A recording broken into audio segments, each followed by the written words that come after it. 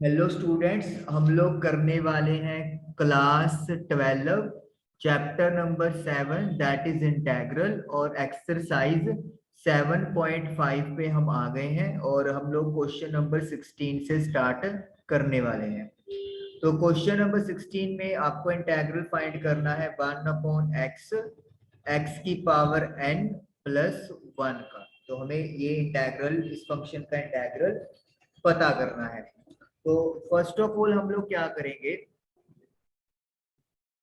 इसको इंटेग्रल की फॉर्म में लिख लेंगे +1 dx। नाउ x की पावर n +1 को we are going to put t, हम लोग t पुट कर देंगे।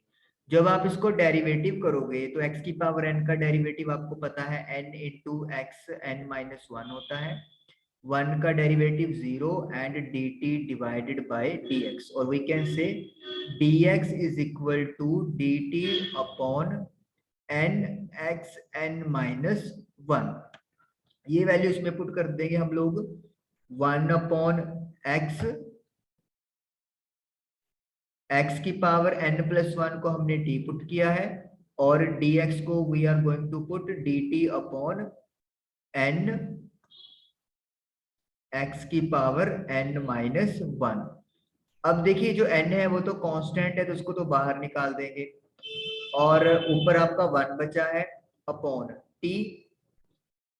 x की पावर इधर 1 है, इधर n-1 है, प्रोडक्ट में होने की वजह से पावर प्लस हो जाएगी, तो इट विल बी x की power n dt। Now 1/n 1/t, x की पावर n हम लोग यहाँ से कैलकुलेट कर सकते हैं, that will be come out as t-1। तो हम लोग इसको लिख देंगे t-1 dt। तो इसका मतलब क्या हो गया, हम लोगों के पास जो फंक्शन है वो t की फॉर्म में कन्वर्ट हो गया है। चलिए, अब ये नॉर्मल क्वेश्चन बन चुका है आप लोगों का, इरेज कर दिया हम लोगों ने बोर्ड पे।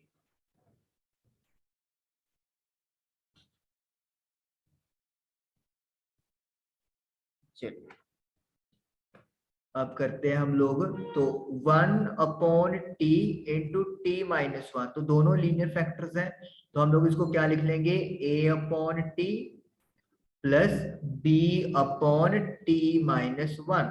तो अब हमारा काम क्या है, a और b की वैल्यूज फाइंड करना। तो उसके लिए हम लोगों को एलसीएम टेक ओवर करना पड़ेगा। तो a की मल्टीप्लाई t-1 से और b की मल्टीप्लाई t से, तो डिनोमिनेटर तो कैंसिल हो जाएगा। 1 is equal to a into t-1 plus b into t। अगर मुझे a की वैल्यू पता करनी है तो b वाला टर्म खत्म करना पड़ेगा, और वो कब हो सकता है, अगर मैं t की वैल्यू को 0 पुट कर दूं। तो put t is equal to 0, left side पे 1 है, a as it is, 0-1 that is -1, और ये वाला 0 हो जाएगा। तो यानी कि a की वैल्यू मेरे पास आ गई है -1। b फाइंड करने के लिए a का टर्म 0 बनाना पड़ेगा, तो वो तब हो सकता है अगर आपका t को 1 पुट कर दे। तो इधर तो 1 ही आ जाएगा, ये आपका 0 बन गया, b into 1 that is b। तो इसका मतलब b की वैल्यू आ गई मेरे पास +1।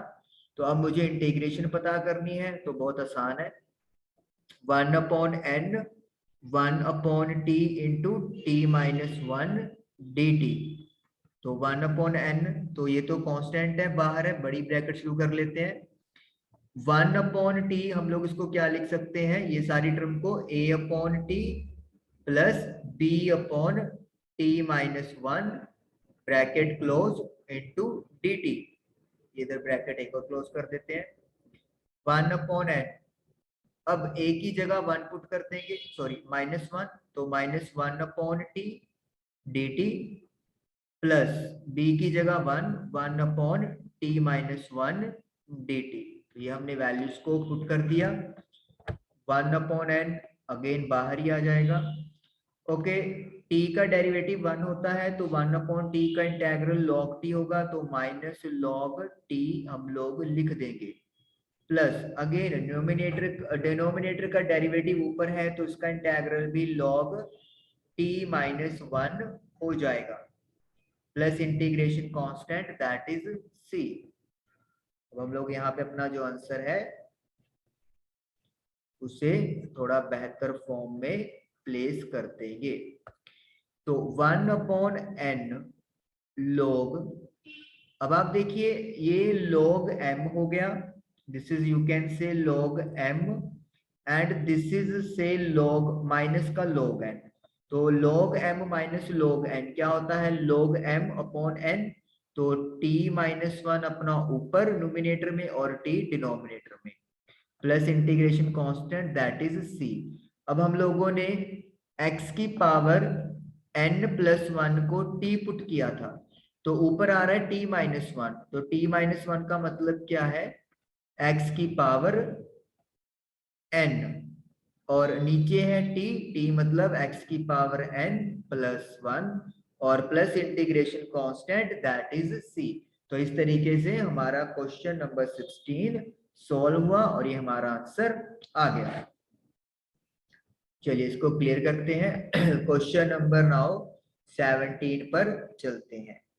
17 में है अपने पास function cos x divided by 1 minus sine x 2 minus sine x dx। ये हम लोगों ने इंटीग्रेशन पता करनी है, बहुत आसान है। यहाँ पे भी देखिए आपके पास क्या है, डिनोमिनेटर में साइन x है, अकेला अगर साइन x को हम लोग देखते हैं तो साइन x का डेरिवेटिव cos x होता है, तो इसका मतलब हम लोग क्या करेंगे, साइन x को t पुट कर लेंगे, तो इसका डेरिवेटिव हो गया cos x और dt डिवाइडेड बाय dx। है तो cos x का भी डेरिवेटिव पड़ा हुआ है, लेकिन हम लोग उस फंक्शन को प्रेफर करते हैं t पुट करना, जिससे दूसरा फंक्शन कैंसिल आउट हो जाए। जब हम लोग sin x को t पुट करेंगे तो cos x कैंसिल हो जाएगा, यही हमारे पास फैसिलिटी मिलेगी। अगर अपन cos को t पुट करते तो आप ये वाली टर्म्स को माइनस नहीं कर पाते। तो अब हम लोग पुट कर देंगे cos x, तो एज इट इज लिख लो 1 माइनस साइन एक्स को t 1 माइनस टी, और 2 माइनस साइन एक्स को 2 माइनस टी, dx को dt divided bye cos x। तो cos x के साथ cos x खत्म, तो 1 upon 1 minus T 2 minus T into dt। तो हम लोग इसको लिखेंगे a upon 1 minus T plus b upon 2 minus T. तो ये हम लोगों ने लीनियर फैक्टर होने की वजह से इसको इस फॉर्म में लिख दिया। तो चलिए अब फाइंड करते हैं हम लोग पहले a और b की वैल्यूज, उसके लिए इनको सेपरेट लिख लेते हैं अपना,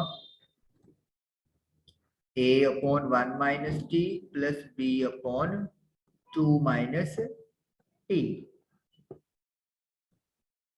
अब हम लोग लेंगे एलसीएम, तो a को मल्टीप्लाई करेंगे 2 माइनस टी से और b को मल्टीप्लाई करेंगे 1 माइनस टी से, 1 minus T 2 minus T. Now 1 is equal to a into 2 minus T, denominator तो कैंसिल हो जाएंगे, b इंटू 1 माइनस टी। तो a निकालने के लिए b वाली टर्म 0 होनी चाहिए, और वो तब होगा जब t की वैल्यू 1 होगी। तो 1 is equal to a 2 minus 1 that is 1 और 1 माइनस 1 0, तो इसका मतलब a की वैल्यू हमारे पास 1 निकल के आ गई। उसके बाद अगर मुझे b फाइंड करना है तो a वाला टर्म 0 होना चाहिए, और वो तब होगा अगर मैं t को 2 पुट करूंगा। तो 1 इज इक्वल टू, ये तो खत्म हो जाएगा, b 1 minus 2 that is minus 1, तो इसका मतलब b की वैल्यू आ गई माइनस का 1। तो a और b निकल चुका है। अब हम लोगों को इंटेग्रल में पुट कर देना है।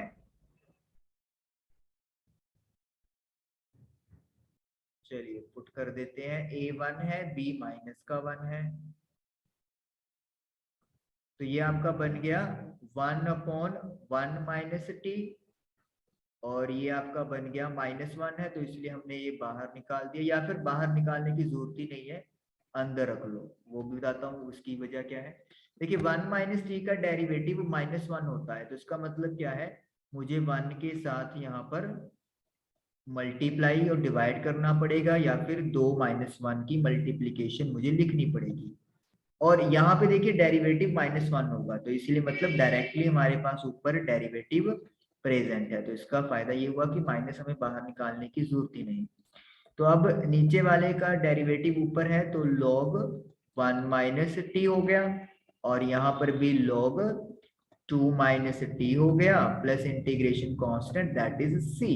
तो we can say log m - log n, चाहे आप इस वन को ना भी लिखोगे फिर भी ठीक है, माइनस का साइन वगैरह लगा दो, तो log m - log n, तो ये बन जाएगा log m upon n plus का integration constant that is c।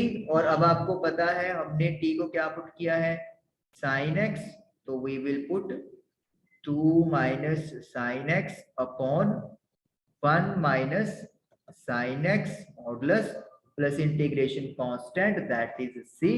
और इस तरीके से हमारा आंसर डन हो गया। तो आई होप कि आपको ये दोनों क्वेश्चंस क्लियर हुए होंगे। Thank you for watching the video.